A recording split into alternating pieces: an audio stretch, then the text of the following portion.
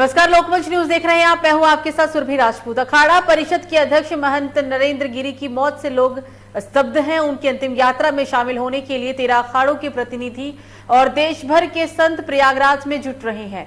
हालांकि इसको देखते हुए बागबरी मठ के आसपास सुरक्षा के कड़े इंतजाम कर दिए गए हैं। इस बीच आपको बता दें, महंत की मौत के मामले में पुलिस ने संदिग्धों पर शिकंजा कसना भी शुरू कर दिया है। उनके शिष्य आनंद गिरी को हिरासत में लेने के बाद आत्महत्या के लिए उकसाने का केस दर्ज किया गया।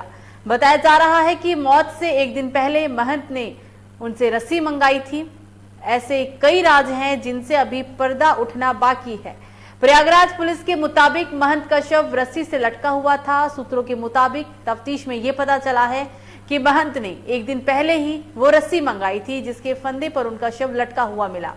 बताया यह भी जा रहा है कि उन्होंने कपड़ा सुखाने की बात कहते हुए इसे सेवकों से लाने के लिए कहा था। फोरेंसिक टीम इस रस्सी की भी जांच में जुट गई है। महंत के शिष्यों ने पुलिस की पूछताछ के दौरान कहा है कि उन्होंने कपड़े सुखाने के लिए रस्सी की जरूरत पड़ने पर मंगवाया था। ये भी पता चला है कि पड़ोस की एक दुकान से इस रस्सी को खरीदा गया। इस पर मौजूद उंगलियों के निशान के सैंपल भी इकट्ठे किए जा चुके हैं।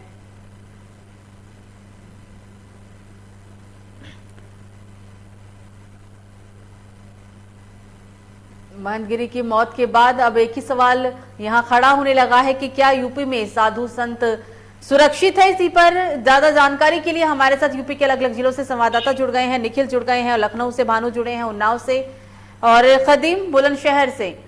सबसे पहले भानु आपके पास आएंगे। कहीं ना कहीं अखाड़ा परिषद अध्यक्ष महंत नरेंद्र गिरी की मौत के बाद बहुत सारे सवाल उठने लगे हैं। आत्महत्या करने के पीछे क्या वजह रही, किसने उकसाया, और सबसे बड़ी बात ये कि क्या अब यूपी के अंदर साधु संत भी सुरक्षित नहीं।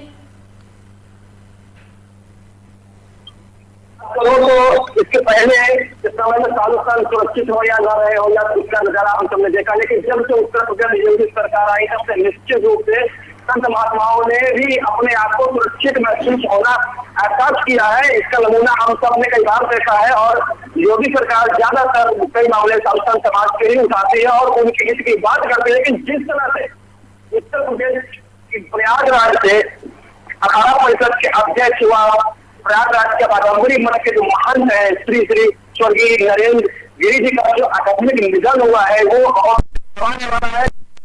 राजनीति से लेकर के उनके जो समर्थक है, उनके जो शिष्य है या उनके जो अनुयायी है, उनमें इसकी बहुत गहरी लहर, शोक की लहर पहुंचे। यहाँ तक कि काफी लोगों में इसका आक्रोश भी देखने को मिल रहा है, क्योंकि महंत जो नरेंद्र गिरी महाराज हैं ये कोई महंत थे ही थे, ये कोई आम आदमी नहीं थे।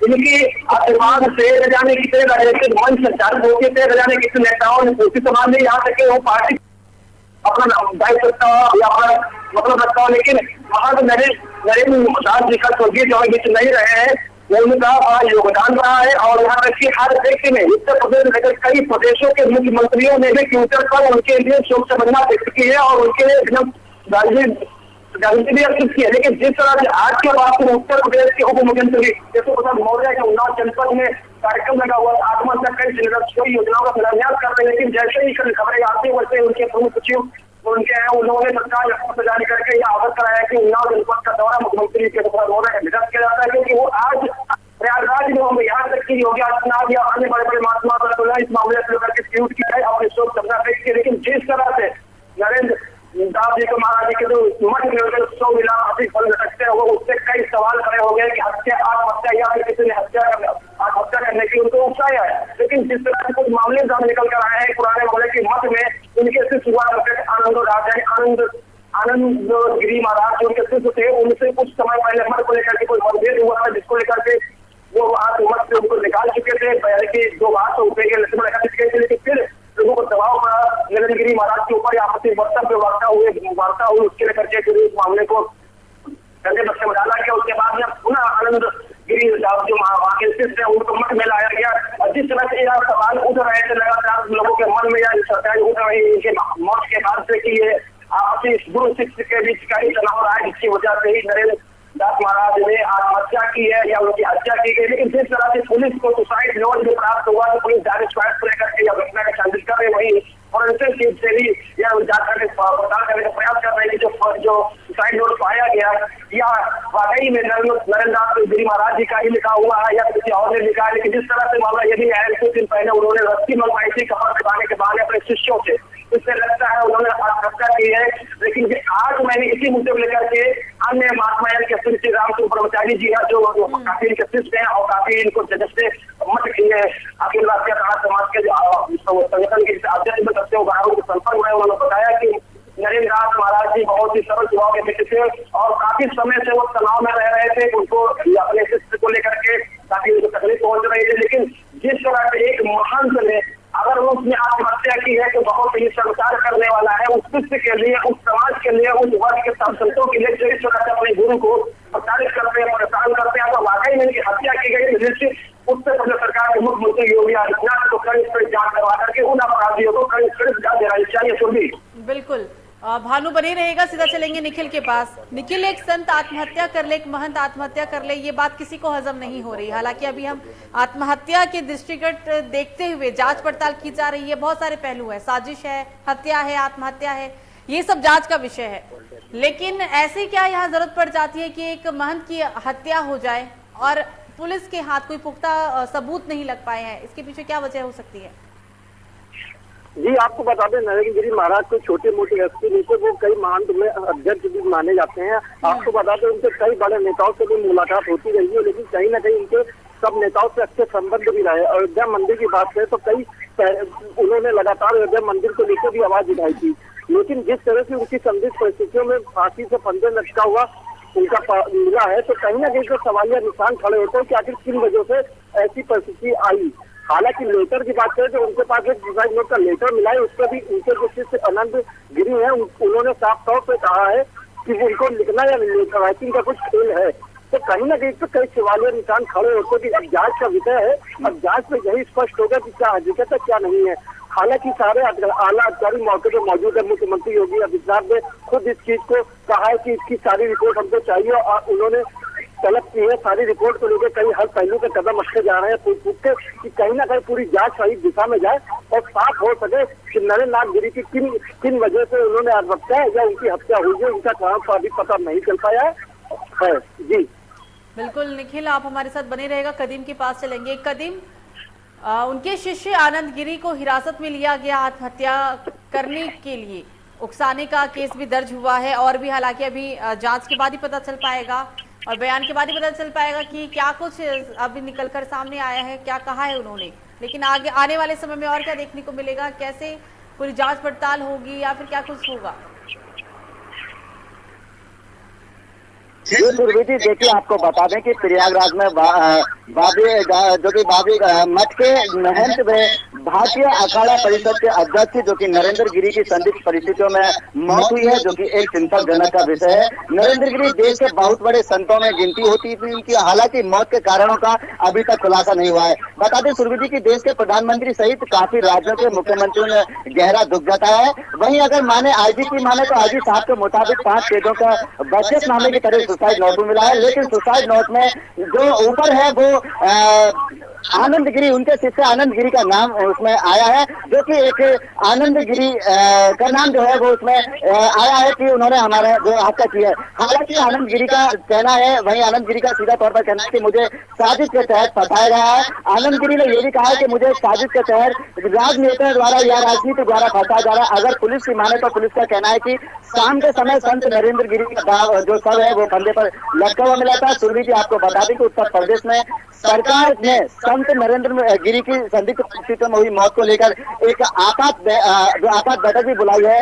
बता दें कि योगी आदित्यनाथ नरेंद्र गिरी को श्रद्धांजलि देने के लिए प्रयागराज भी जा सकते हैं। वहीं यूपी पुलिस की माने तो यूपी पुलिस का कहना है कि आनंद गिरी को हरिद्वार में हिरासत में ले लिया गया है। लेकिन वहीं आनंद गिरी की जो शिष्य हैं, उनके नरेंद्र गिरी के शिष्य हैं, अगर उनकी माने तो उन्होंने साफ तौर पर ये मना किया है कि उनका ये आत्महत्या नहीं है, ये किसी साजिश के तहत उनकी हत्या की गई है और उस हत्या करने में मुझे फंसाया जा रहा है।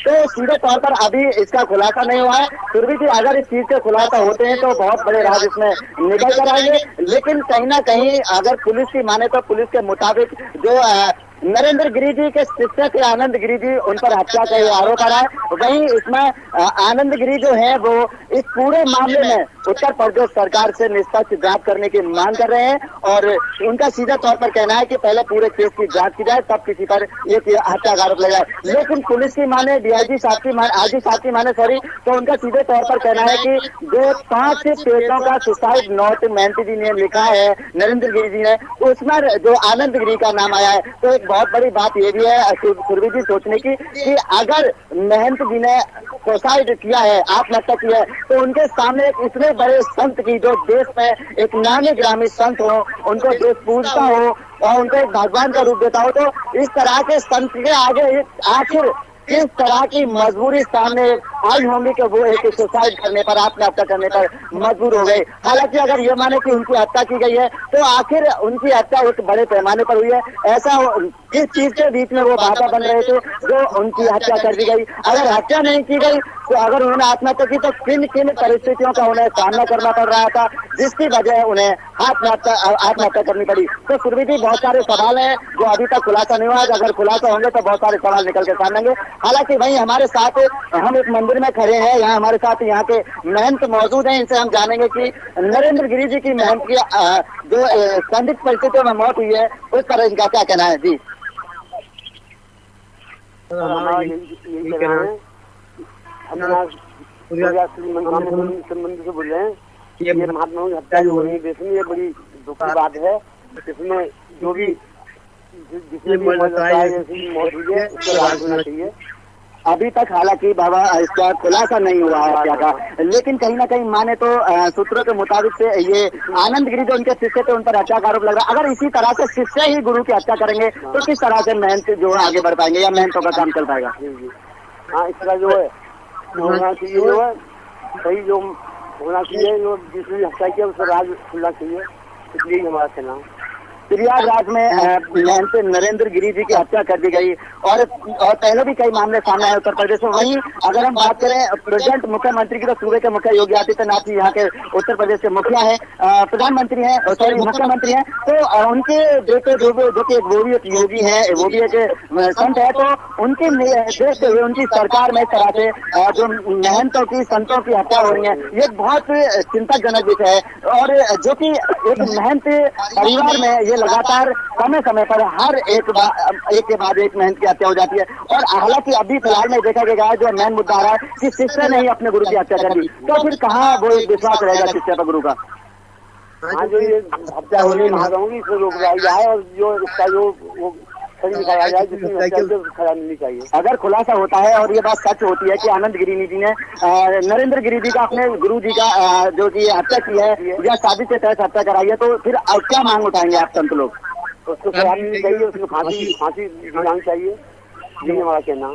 जी बिल्कुल सुरभि जी, आपने सुना, ये हमारे साथ महंत जी बने हुए हैं और इन्होंने कहा कि इसकी निष्पक्ष जांच होनी चाहिए और निष्पक्ष जांच होने के बाद जो भी इसमें दोषी पाया जाता है उसको फांसी की सजा देनी चाहिए। सुरभि जी बिल्कुल कदीम, आप हमारे साथ बने रहेगा। आप सीधा चलेंगे भानु के पास। भानु, हालांकि अब पुलिस महंत के कमरे के बाहर के लगी सीसीटीवी फुटेज को खंगाल रही है। पूरी उम्मीद है कि शायद सीसीटीवी फुटेज के आधार पर बहुत कुछ पुलिस को पता चले और शायद उनकी इस हत्या हो, आत्महत्या हो या फिर जो भी वजह हो मौत के पीछे, उन बातों का पता लगाया जा सके। भानु बिल्कुल बिल्कुल, मैंने पहले भी कहा कि नरेंद्र दास महाराज जी जो कोई छोटे मोटे संत महात्मा नहीं है।